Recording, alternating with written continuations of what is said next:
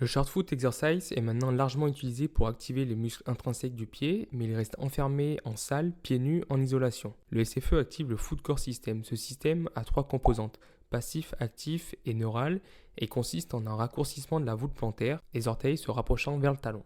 La littérature valide son intérêt en renforcement analytique, mais le principe de spécificité nous rappelle qu'une qualité développée dans un contexte ne se transfère pas automatiquement dans un autre. Un footballeur n'évolue pas pieds nus en statique sur sol dur. Il évolue en crampon sous contrainte dans des situations d'appui instables et multidirectionnelles. L'enjeu n'est pas de reproduire le SFE à l'identique sur le terrain, mais d'en intégrer l'intention. Maintenir une activation consciente de la voûte plantaire dans des contextes progressivement plus proches de la pratique. Concrètement, ça peut commencer par un simple appui unipodal en stabilité, en crampon sur le terrain, avec la consigne de contracter la voûte plantaire et d'engager le premier rayon pendant toute la durée de maintien. Le joueur apprend à retrouver cette sensation découverte en salle dans des conditions de pratique contrôlées. On peut ensuite ajouter des contraintes, une perturbation du membre supérieur, une réception légère après un saut, un échange de balles en appui unipodal par deux quand on est en équipe. La contraction de la voûte devient progressivement automatique, sous charge et sous contrainte perceptive spécifique. En conclusion, le SFE seul ne suffit pas. C'est le point de départ d'un continuum qui doit mener jusqu'au terrain dans la chaussure, dans des contextes qui se rapprochent progressivement des exigences du jeu. On ne fait pas la salle puis le terrain, on fait les deux avec des progressions logiques. C'est à cette condition que le renforcement des intrinsèques du pied impacte réellement la pratique et le maintien de la cheville.